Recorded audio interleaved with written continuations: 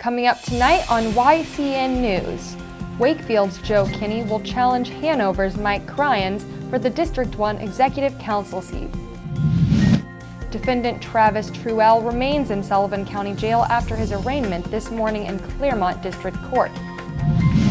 And Valley Regional Hospital is committed to serving the healthcare needs of Claremont and other Sullivan County residents. For more news, weather, and sports, it's time for YCN, your local view. Now, your daily digest of the Dartmouth Lake Sunapee region, southern Vermont, and Windsor County. News, sports, weather, and all that is happening in our area. The news on YCN, your local view. Good evening, and welcome to this Wednesday edition of YCN News. I'm Rose Spillman. Wakefield's Joe Kinney will challenge Hanover's Mike Cryans on March 11th for the District 1 Executive Council seat. In a three-way primary between two other Republican candidates, Kinney beat out Meredith's Christopher Boothby and Lebanon's Mark Aldrich. Next, on town meeting day on March 11th, voters in the 108 communities making up District 1 will choose the late Executive Councilor Ray Burton's replacement. Kinney is a former state senator and state representative. Democrat Cryans is currently a Grafton County Commissioner. Burton died this fall after a long battle with cancer. Turnout for the primary election was light, as town clerks predicted. In Claremont, 7% of voters turned out among all three wards. Claremont voters favored Kinney. Next came former congressional aide Mark Aldrich from Lebanon. Christopher Boothby, whose political experience includes serving as a Belknap County Commissioner, was third. In all, 154 ballots were cast for Kinney compared to 127 for the unopposed Cryans. Claremont City voters whittled down a list of 32 residents vying to be on the Charter Commission to 9 board members. Members of the Charter Commission will update the rules and bylaws that govern the city.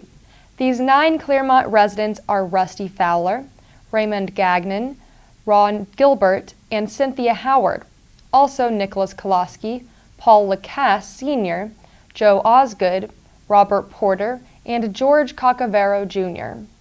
In Lebanon, voters across that Upper Valley city's 3 wards cast a total of 128 ballots for Democrat Mike Cryans.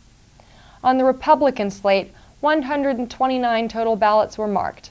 Kinney topped Boothby 58-40. Aldrich, who lives in Lebanon, received 31 votes. Hanover's voter turnout was equally light. Boothby prevailed in that town. In Sunapee, it was Boothby that bested Kinney, 21 votes to 19. Of the town's 2,408 registered voters, 55 votes were cast in the primary. Total voter turnout in Sunapee was 2.3%, town leaders report. After the break, we'll hear about Travis Truell's arraignment today on a felony armed robbery charge, and about Valley Regional Hospital's dedication to serving the healthcare needs of Claremont and other Sullivan County residents. The YCN News continues in a moment. Welcome back to YCN News. I'm Rose Spillman. Travis Truell remains in the Sullivan County Jail after his arraignment today on a felony armed robbery charge. Claremont District Court Judge John Yasinski set bail at $10,000 cash. Truell told the court, via a video recording from the jail, that he thought the $25,000 cash bail sought by Claremont police was excessive, especially since, he said, he was not in New Hampshire on January 16th, the date of the armed robbery. Claremont police and other state police officers identified Truell from a surveillance video. Truell is charged with a Class A felony for the armed robbery of the Easy Mart on Maple Avenue. A clerk was threatened in the process. Truell is on parole, Claremont Police Department prosecutor Lieutenant Tony Shepard told Yasinski. Truell has failed to report to his parole officer as required, and he has tested positive for illicit drugs, said Shepard. Earlier, Truell has been convicted of theft, Shepard said. No plea was entered on Truell's behalf. A felony is beyond the guidelines of a district court. A 10 a.m. hearing on January 30th is Truell's next scheduled court appearance. Valley Regional Hospital is committed to serving the healthcare needs of Claremont and other Sullivan County residents, even if these hospital visitors cannot pay for healthcare services. In a meeting Tuesday night, hospital CEO Peter Wright told at least 60 community members the hospital has one of the highest charity care caseloads in the state. On a related note, Claremont resident and state representative John Cloutier spoke about two bills he is sponsoring. Both are related to healthcare. A key bill centers on Valley Regional not being in the new Affordable Care Exchange program. Valley Regional is one of 10 hospitals across the state that were not asked to be included in the ACA program. A person using health care from Anthem Blue Cross Blue Shield under the Affordable Care Act would need to go to Dartmouth Hitchcock Medical Center in Lebanon for insured coverage. Tuesday night's meeting was both a fundraiser and a State of the Hospital report. The number of medical staff has dropped over the last several years, Wright said. This, along with other cost-cutting measures, helps keep the hospital operating on its own. You know, we've been working with the community, with business owners to help them understand. I think the biggest hurdle to overcome is the knowledge base. So Anthem has 26 different insurance products on the market, and only one of that 26 has to do with the exchange. So a lot of what we're trying to overcome is misinformation. We've also been working with our legislative delegation, and there's a couple of bills in the House. There's one bill in the House and one in the Senate to kind of change the definition of what is an adequate network in New Hampshire, which I think is really important, not just because it benefits Valley, which I'm not sure it will or it won't, but I think it's important that people who need care get access to that care, and that we don't have a tiered structure where wealthy communities have closer access and communities that aren't so wealthy have to travel. Welcome back to YCN News. I'm Rose Spillman. Now Matt McDonald will have a look at our weather for the next 5 days, and he'll take a look at some local high school sports. Thanks, Rose. Tomorrow we're expecting highs in the teens and lows down to -7, so be sure to wear layers and stay warm.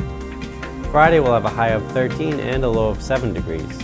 Saturday we'll have snow showers with highs in the upper 20s and a low of 2 degrees. Sunday temperatures will drop again to highs in the teens and a low of 7 degrees. Monday we're expecting more snow with a high of 18 degrees and lows in the negatives.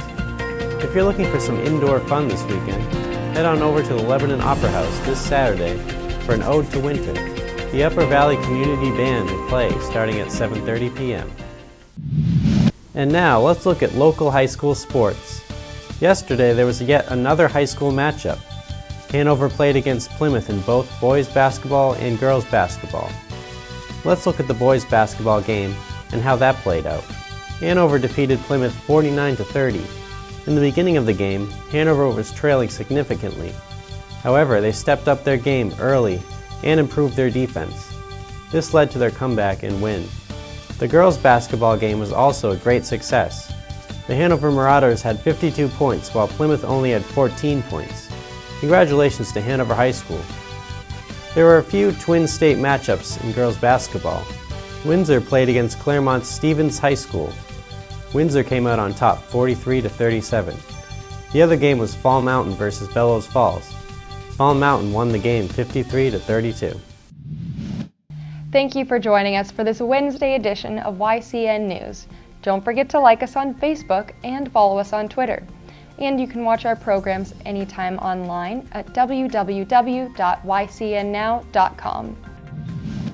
Be sure to tune in tomorrow to hear from Ken Kinsey, founding member of the Lebanon Opera House.